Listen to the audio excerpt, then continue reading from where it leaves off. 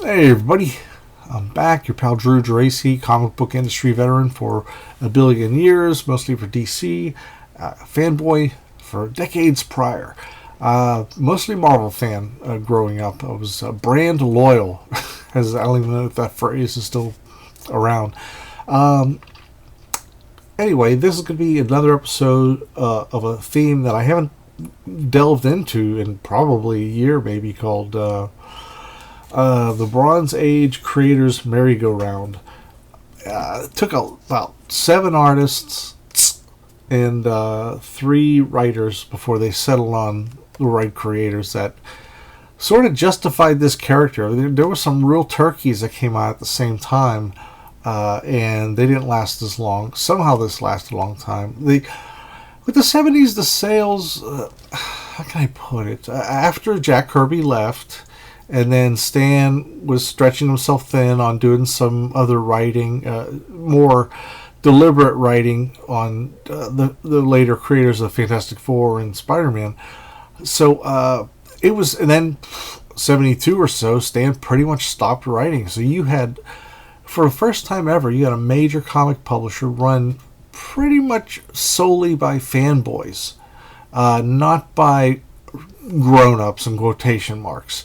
And so you had a lot of irresponsible deadline people who blew deadlines, and just you had fill-in issues. Even of books like I think one of these issues was reprinted in 10 issues later. It just became a really crazy mess. And Jim Shooter came along. He streamlined.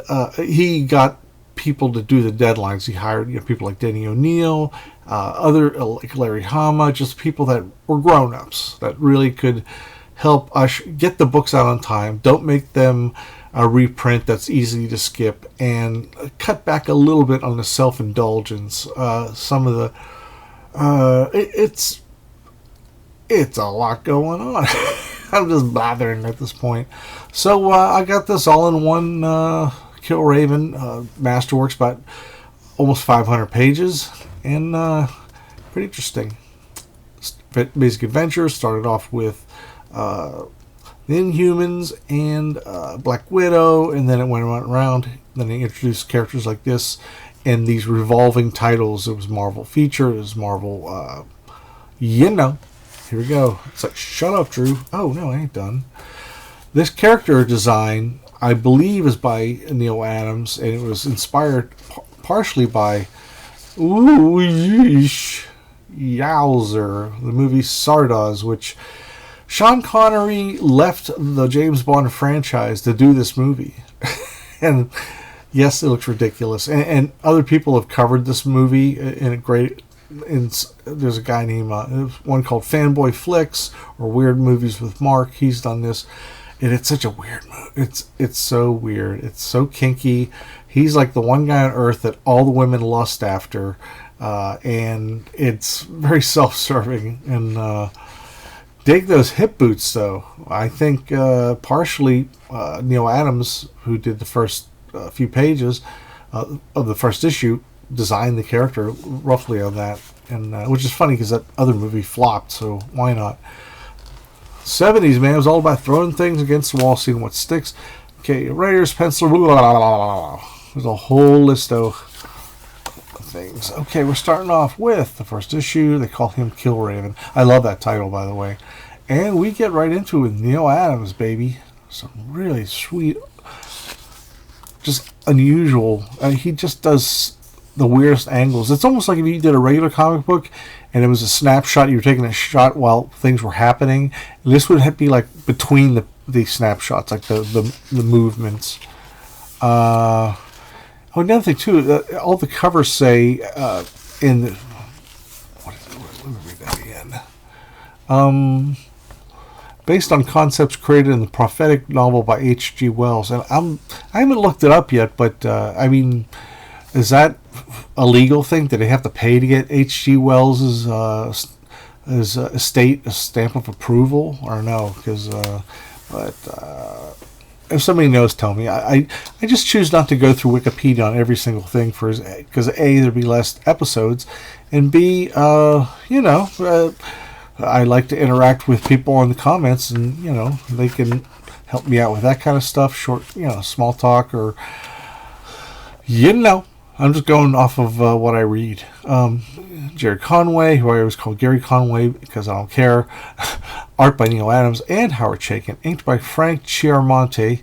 There we go. Roy Thomas.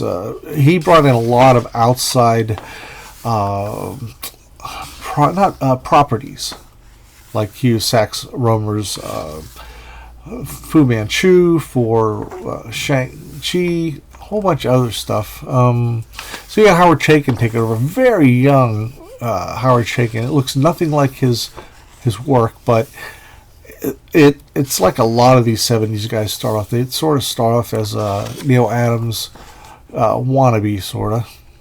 Now there is a nice P. Craig Russell. I don't know the era. It looks early in his when he was starting to get his own sense of design. That is incredible. That is just so. Now we go on to Chaykin's taking over the whole issue. Frank McLaughlin, inker.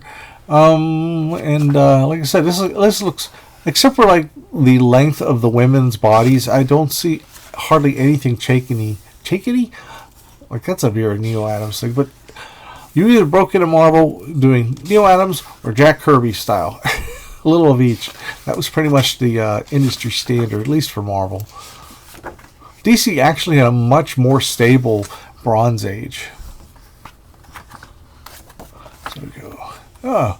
Now we go into Marv Wolfman, Herb Trimpe, complete creator, major creator. I'll just show this right here. As soon as I get this posted off.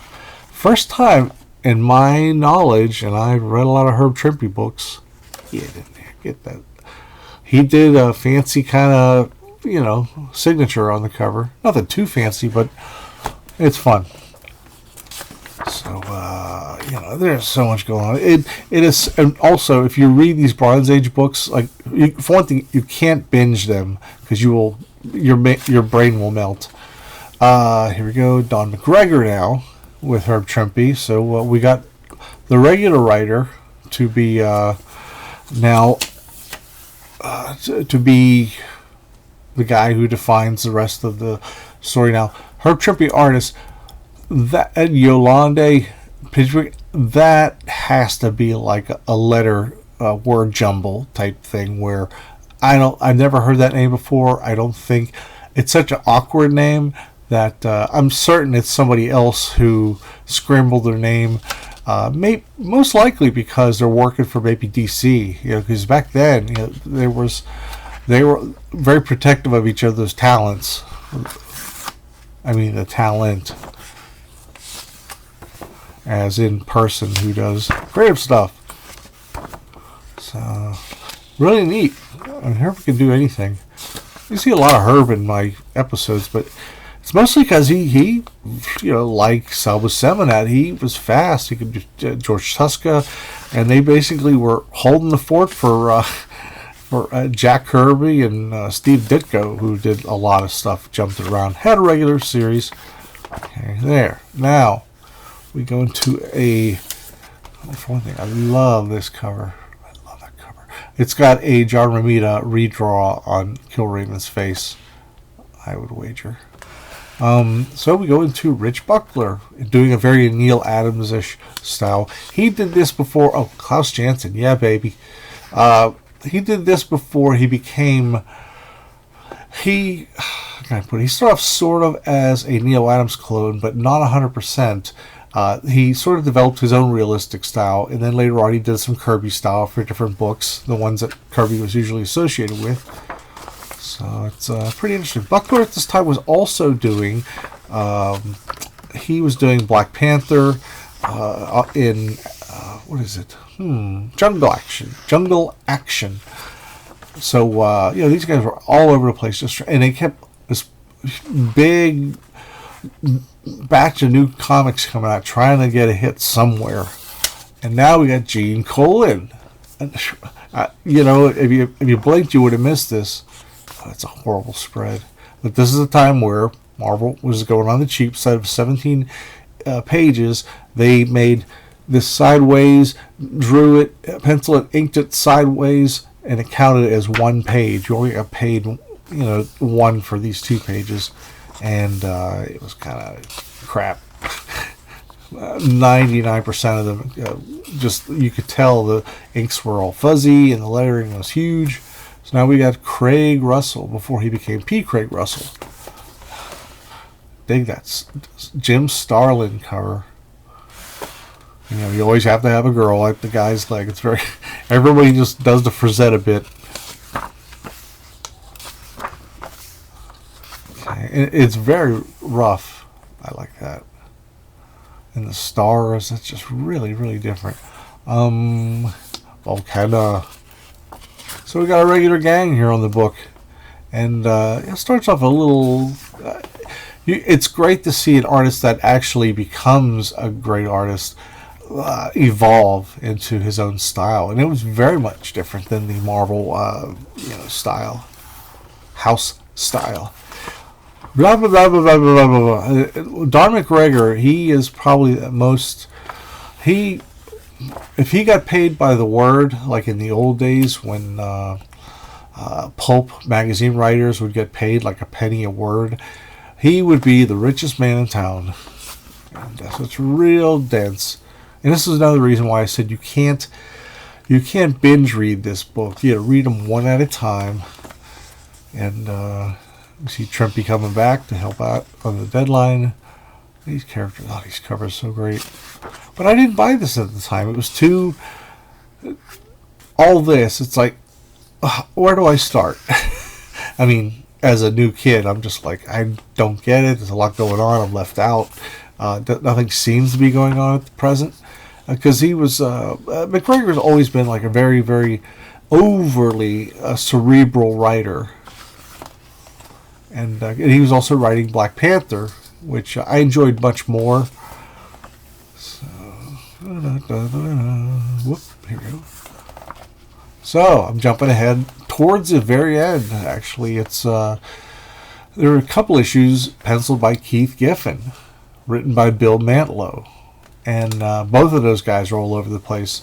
I bought this. This is like the first one I bought because the Keith Pollard cover has all the Marvel superheroes in it, and it probably sold better as a result. But hey, that's it. I was very much I didn't like being left alone in the future with some character that only marginally interested me. Not to mention the supporting cast that even though there was only like 5 or 6 of them, they have enough discussion that would merit like more than the Legion of Superheroes as far as characters. Well, what's great is the classic Kirby-esque style of Keith Giffen.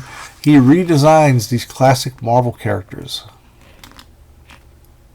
I totally dig that. I'd love to see somebody bring that back. Because they're always doing these what ifs, or they do the let's see. I'll find some other ones that are cool. Yeah, Goliath. He wasn't, and that's a very Keith Giffen thing there, where he does that major foreshortening. Free Earth. But I'll admit it, a lot of it was over my head because a lot of it was maybe too dense to read, as far as maybe some redundancy. But overall, the stories and the characters really they meld real nice. This came out in '83 when Marvel's graphic novels started coming out. And get me a sip of water. So everybody stay there, okay? Mm-hmm. Well, anyway, the book, it went away because of sales. And later on in the early 80s, when Marvel Comics and Jim Shooter and Archie Goodwin and Mary Jo Duffy, they brought together the Epic collection for the small... It was a creator-owned imprint of comics, and they also got involved with graphic novels, like magazine-sized books with all original content. So this was like the 7th one, I think. The very first was The Death of Captain Marvel. And this is just out of this world. Huh. No pun, just, get that out of the way. That stupid pun.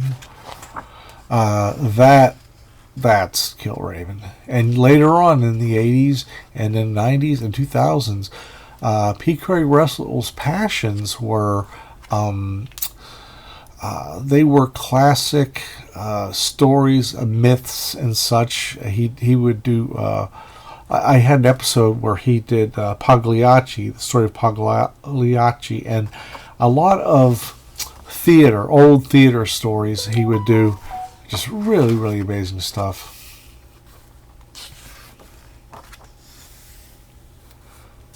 And, Pete Craig really delivering on everything. And he actually sort of de-aged him a little bit because he just felt like he wanted Killraven to come off as more of an innocent. So, yada, yada, yada. You got to figure all this stuff out.